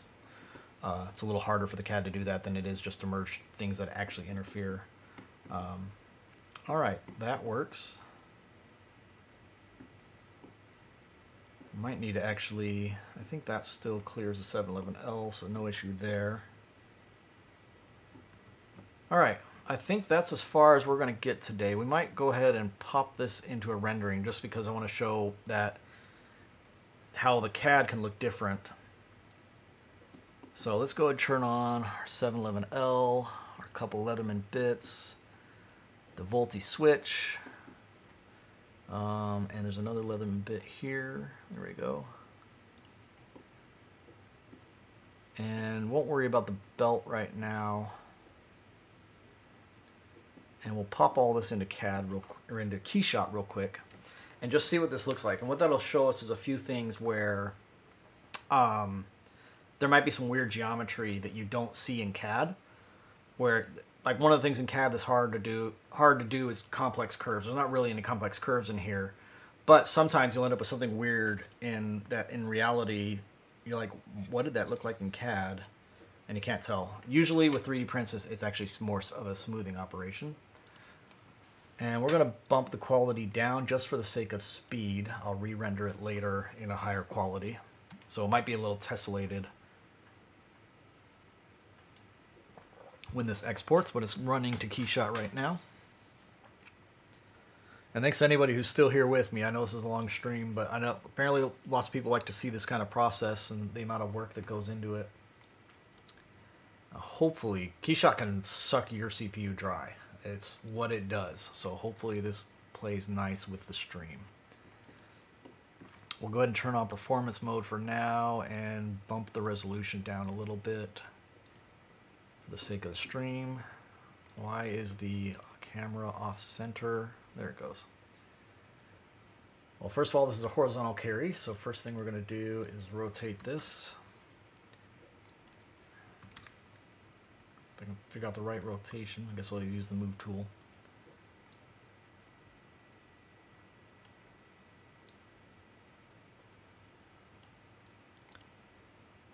And I'm going to turn off the ground because it actually makes this look weird wanting a horizontal one, because it's supposed to be hanging off your belt. Then we'll assign materials, and I have all my materials preset for the most part. So SLS, black. Most people order black. Bits. go with all the arc tools. I just call this steel dark. The tools themselves, we won't really see any of the tools anyways, but we'll get the screws done. We'll get the DLC surface done. And what else? Let me turn off that filter and go straight to my arc setup, or actually my whole Leatherman setup, because some of them got in from there. That's actually probably enough for what we're doing. And I do have the colors. Sorry if I'm mumbling again, didn't mean to do it. Ratchet driver, blue rough, and blue shiny. It's actually got 2 different textures because of the way the injection molding works. And then I just consider that bead blast steel. Arc pliers are going to be visible. And our screws, and these are all very slightly different, but to get that kind of photorealism, it makes a difference. Stainless, whoops, I need to go back a folder. Stainless polished. Actually, we might pick let's pick rough, as polished looks too polished. Actually, I won't worry about the bottom stuff too much for now. And then we'll turn off performance mode, and we can see what this guy's going to kind of look like. And right now it's basically filling in the pixels and rendering. I won't do the full render at this point. But I think it looks pretty good. What part of the smoothing I talk about is like this little razor sharp edge transition that will get smoothed out. Let's look at our belt clip and the ratchet driver and see if that looks like it works. Enclaved, I love it. Good. Michael Hung, hello Zap, howdy. I think this will look pretty good. I might tweak, whoops, there's a bit hiding in there. I might tweak the bottom where this mirrors that edge, the other side a little bit, so it looks a little more symmetrical. And I also got to work on what size belt this is going to fit, because the ratchet driver really got in the way. So there might be some things I can do with that, and I'll tweak that kind of stuff off camera. Now this will take like probably a couple of weeks before it's out. I might get Adam his early because he's kind of willing to experiment, and but otherwise it might take up to 2 weeks before I get this available to order. I got to be able to make my own physical prototypes to make sure everything fits just right. I got to check some things like the ratchet driver right there needs to be a little bit lower. That might have been something where I moved one object and didn't move the other. I don't think that's on any of the production parts. Let me look at my overseas parts. I think they're okay. Here I can show you something. One of the reasons I'm having with the overseas parts, because these parts are made from sintered powder. If I can get the camera, there is stuck powder inside here. So you can see that gets in the way. That should be a little cut all the way through. And that's one of the issues I've had with the overseas products, is that they're not cleaning them nearly as well as Shapeways does. Shapeways, I've never had even a fleck of powder left on them. The reason why I think there's an issue with the overseas ones is that because they're gray like this, that means that they're doing a similar process to the Fuse one. So here's an overseas one versus one made on the Formlabs Fuse one. The Fuse one actually adds carbon to the nylon, which is normally white, in order to make it so it can be lasered. Basically, the carbon is absorbing the infrared and melting the nylon. And so, because the overseas ones are also that same color, I'm guessing they're using a similar, cheaper 3D printer than Shapeways uses. What Shapeways is using is white virgin nylon, and that is laser sintered under a nitrogen atmosphere. And that also means that when they depowder it, it's dry. They can blow it out, and there's no caking that you get with moisture. The Fuse 1 has a little bit of an issue with that, which is one of the reasons why we have to bead blast them, then also kind of basically power wash them with a just garden hose kind of thing, but still have to wash out the last little bits. Sometimes we have to get in on parts and actually get in with like a water pick, or you have to get in with brushes and try to clean those out.